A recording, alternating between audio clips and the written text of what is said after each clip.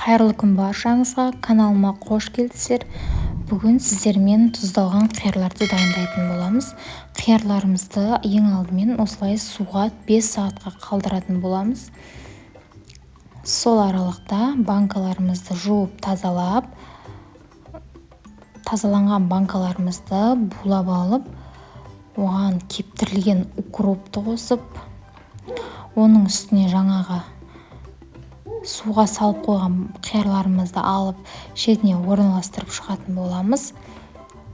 Мен болгар бұрышын бір данасын қостым, бір дананы 2-3 бөлікке бөліп салып шықтым.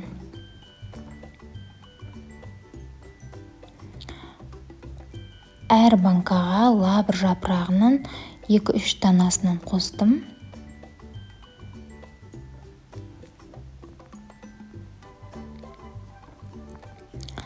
Және де 3-4 дана сарымсағымыздан да қосып шықтым.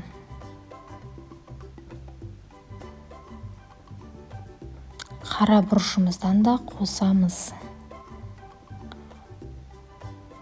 Мен қиярларымыздың екі шетін алып тастадым, өзімізге ашқан уақытта ыңғайлы болу үшін.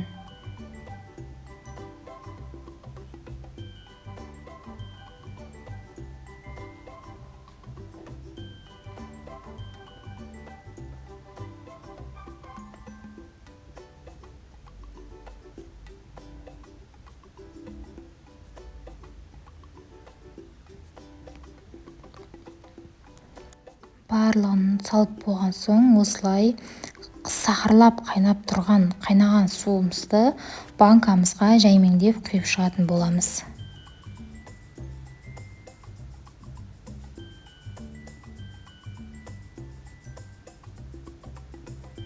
Банкаларымызға суды құйып 20 минутқа қойып қоямыз. 20 минуттан кейін осылай банкамыздың аузын осылай жауып, суын төгіп алатын боламыз. Менде 2 литрлік банка болған соң, 2 ас қасықтан тұз салып шықтым әр банкаға. Сіздерде 1 литрлік банка болса, 1 ас қасықтан салыңыздар.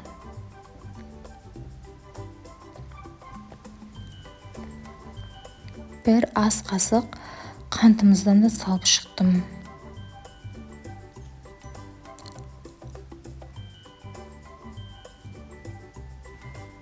Уксусымыздан да осылай кішкене құйып шығатын боламыз.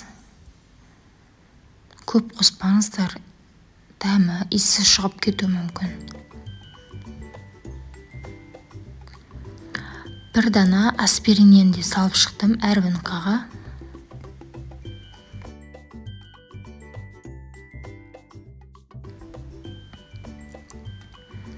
Сосын барлығын салып болған соң, қайтадан сақырлатып қайнаған суымызды құйып шығатын боламыз.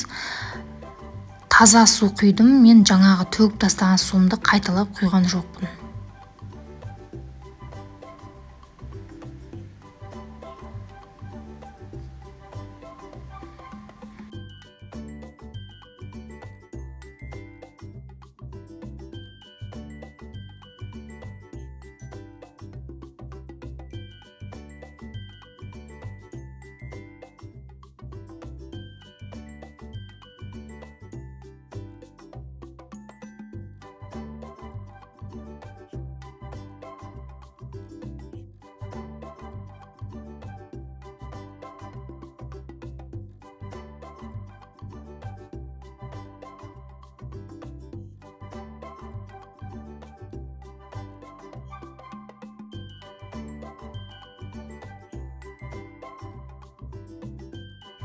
Барлығына бірдей етіп суымды құйып шығып, аузына қақпақтарын жауып, осылай жақсылап бұрап алдым.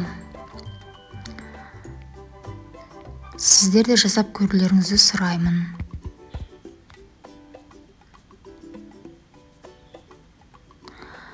Видео ұнаса, каналыма тіркелуді ұмытпаңыз.